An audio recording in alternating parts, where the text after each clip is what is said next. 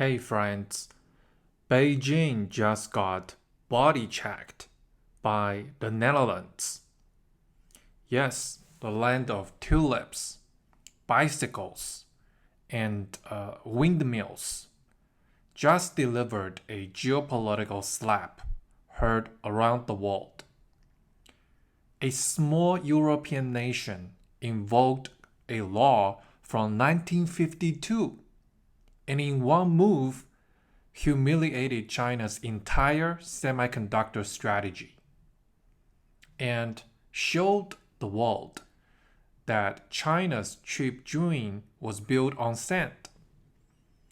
Welcome to the Nexperia crisis, where the Dutch just proved that China's tech empire is a house of cards, held up by Western permission.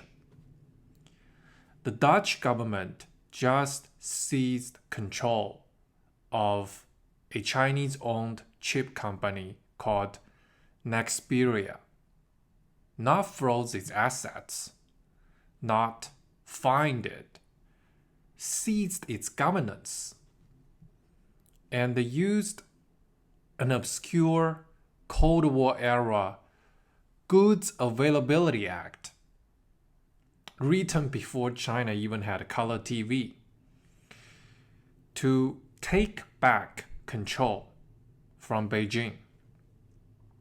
You can't make this up. Nexperia is not even making cutting-edge chips.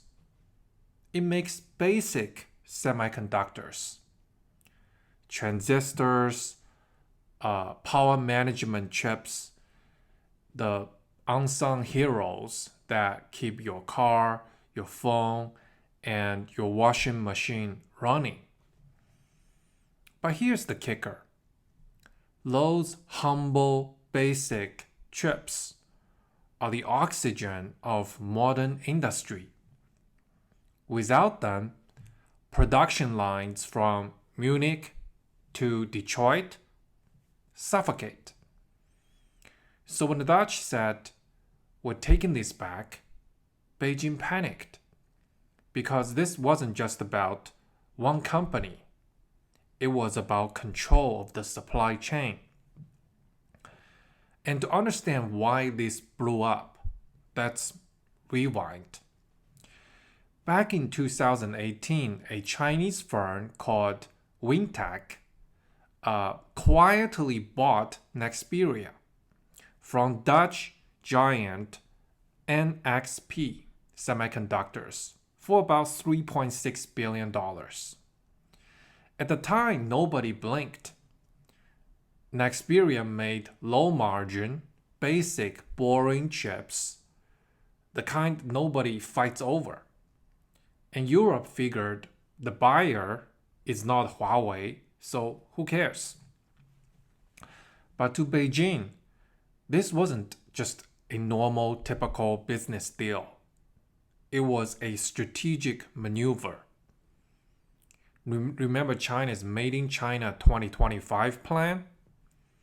That plan demanded control over the entire semiconductor supply chain.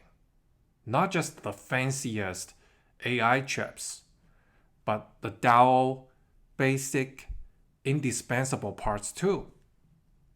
And buying Nexperia gave Beijing something priceless: a Western production footprint inside the EU, and access to European clients like Volkswagen. At first, it worked. But then came COVID, the chip shortage, and China's increasingly aggressive behavior. Suddenly, those boring chips looked strategic. And Dutch intelligence agencies began warning that critical manufacturing capabilities were now under Chinese control. And in 2024, when auditors found opaque governance structures and possible interference from Beijing in production decisions, alarm bells finally went off. And then came the real bombshell. Investigators discovered that Nexperia's former CEO, Zhang Xuezhen, who also happens to be the founder of WinTech, was quietly dismantling Europe's semiconductor footprint from the inside. According to sources in The Hague, Zhang had already transferred sensitive chip designs and machine settings from Nexperia's Manchester plant to a WinTech-owned facility in China. And he was preparing to ship production equipment out of Hamburg, Germany, and shut down a R&D center in Munich, and then lay off 40% of Nexperia's European staff. In other words, Beijing wasn't just owning a European chip maker, it was hollowing it out systematically. And that is when the Dutch said enough. They realized this wasn't a business acquisition anymore. It was an industrial demolition operation. So on September the 30th, the Netherlands invoked the Cold War relic, the Goods Availability Act of 1952, to seize control of Nexperia's governance and stop the tech bleeding.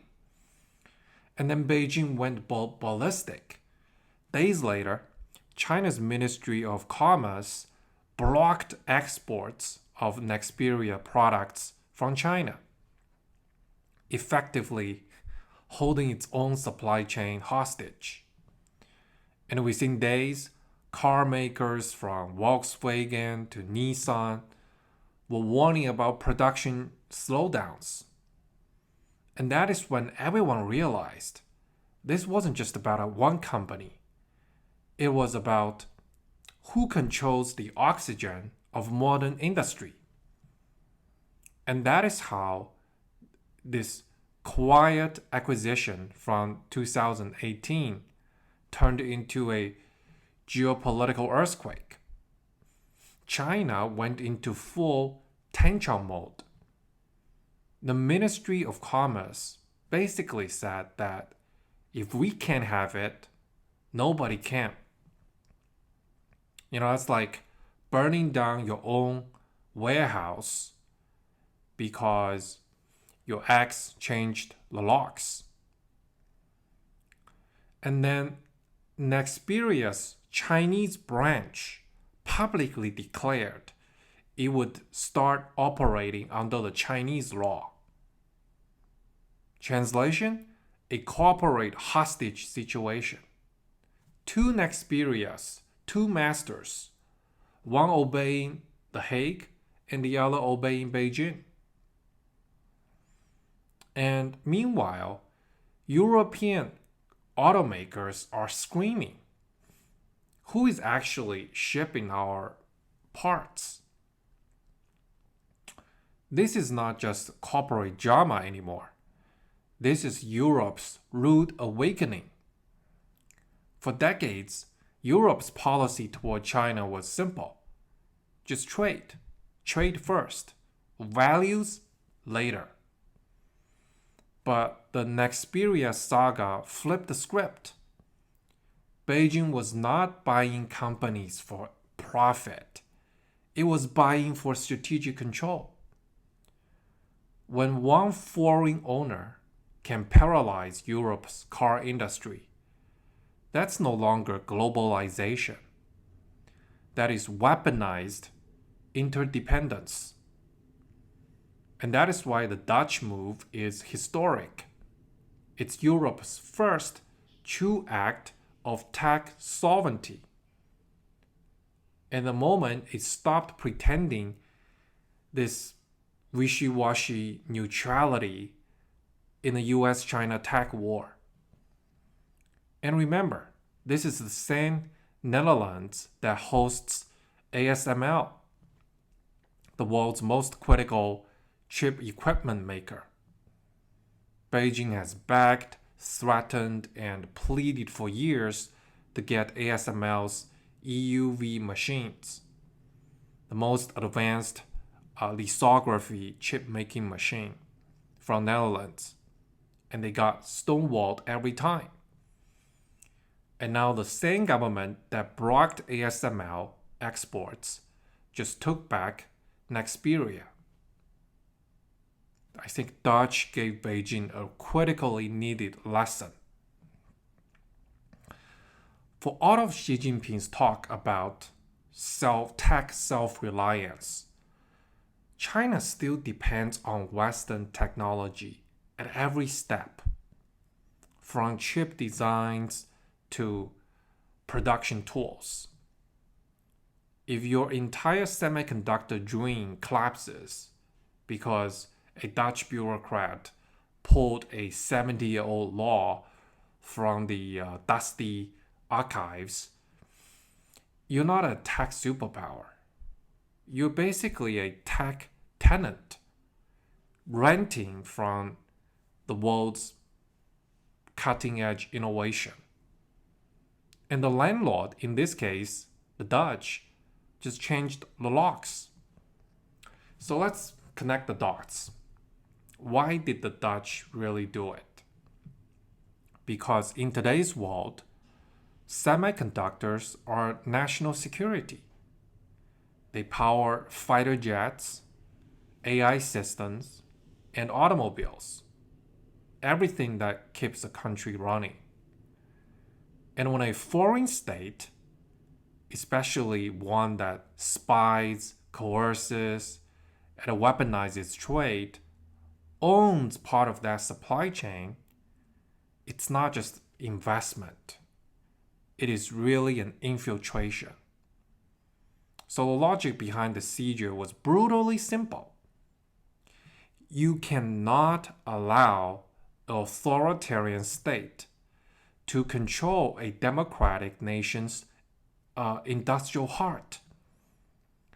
For years, China used acquisitions like Nexperia to quietly build leverage inside the West, the same way it used ports, mines, and data centers under the Belt and Road Initiative. It's economic warfare disguised under the pretext of globalization. But this time, Europe caught it early. The Dutch saw that a Chinese-controlled Nexperia could redirect production priorities under Beijing's orders and steal technological know-how to state-owned Chinese fabs and pressure European clients like Volkswagen through supply manipulation. So they pulled the emergency brake. And that is how China's chip dream imploded. Not because of foreign hostility, but because the world finally understood its insidious game. This Nexperia episode should be a 5-alarm fire for policymakers on both sides of the Atlantic. Europe now knows what Washington learned the hard way. China doesn't just buy companies. It buys access, it buys influence and leverage. And that is why Europe needs a continent-wide CFIUS, a coordinated permanent body to screen Chinese investments, not just in high tech, but in every boring strategic sector. Because that is where Beijing hides, in these unsexy corners of the economy. The battery plants, logistics hubs, data storage farms, each one a small brick, but together you build a wall of dependency. So yes, China's chip dream imploded, not because of sanctions or sabotage, but because the free world, and in this case Europe, finally stopped pretending.